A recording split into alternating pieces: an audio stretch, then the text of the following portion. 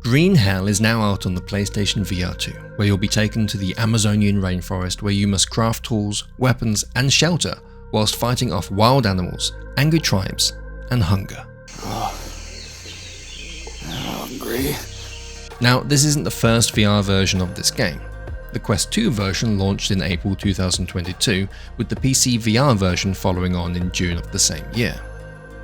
The two versions differed due to one running native on the Quest 2 and another having power of a PC behind it. The Quest version had lower textures, different game mechanics, and was a much more linear experience.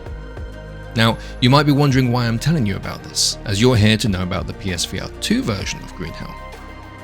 Well, sadly, the PSVR2 version is also the Quest version, which a lot of us were shocked and surprised by.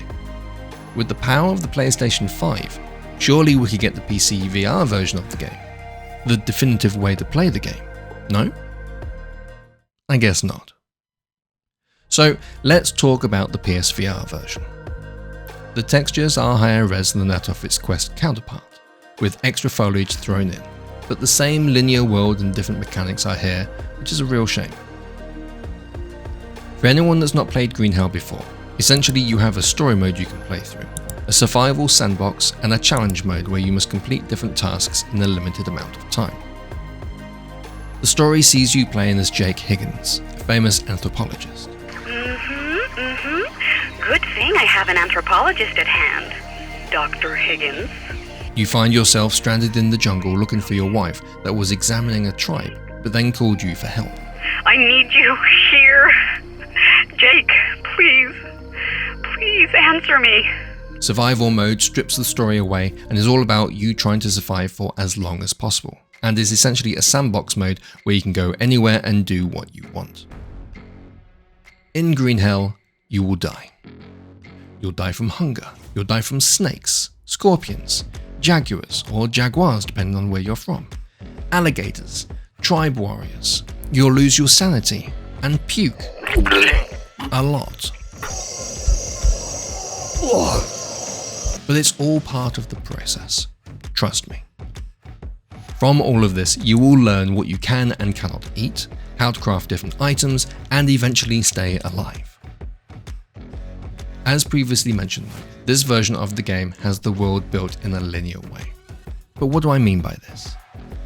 It is an open world, but instead of being as open as the PC VR version, you essentially have corridors of jungle which connect to other small open areas. Not only that, you also have to load into different sections of the map.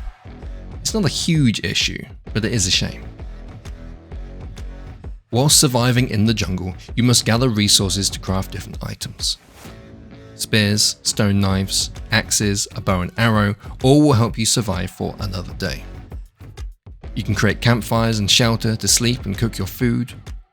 All of these items though will go into your trusty backpack. You can hold it in one hand and quickly take things out, or place it and have it float for ease of use whilst you rummage through your belongings. The interface is a little hit and miss when trying to either grab items or cycle the pages, but once you learn the sweet spot, you soon forget about it.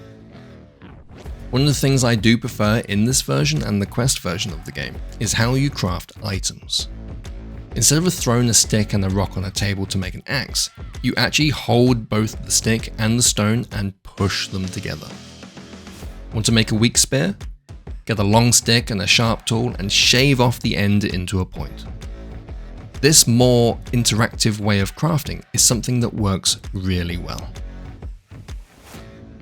Now the game does have its issues. As mentioned, it's a shame we don't have the PC VR version of the game and a more open world. The textures aren't the sharpest either, and with the way the PSVR2 controllers are designed, you'll find yourself clashing the rings together as you try and interact with something in your other hand. Eye tracking is also used, which will help you highlight which item you want to pick up off the floor, for example. However, when looking at something in your backpack and you want to know what effects it will have on you, when you place your hand on the item and then glance to where the information is, it deselects the item, making it impossible to read said information. Because of this, I just turned the eye tracking off.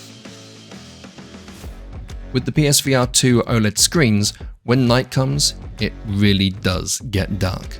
So better learn how to craft a torch quickly if you want to be able to see anything.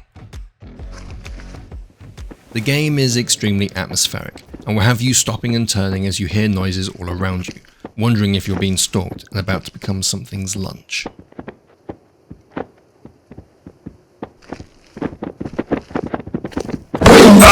If you're in the market for a survival game in VR and you just have the PSVR2, then I think you'll have a good time. If you have VR for your PC, then maybe check out the PC VR version of the game, as personally, it's the definitive way to play the game in VR. Sadly, there's still no news on co-op for the game, but hopefully we'll hear something soon. I hope you've enjoyed this look at Green Hell VR on the PSVR2. If you have, hit that like button so that others know this is a video worth watching. If you're not already subscribed, consider it. Go on, you know you want to. And whilst you're clicking those buttons, hit that notification bell and set it to all so that you don't miss out on future content.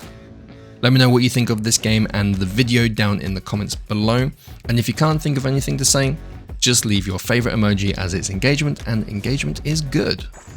Until next time, stay safe, have fun, and game on.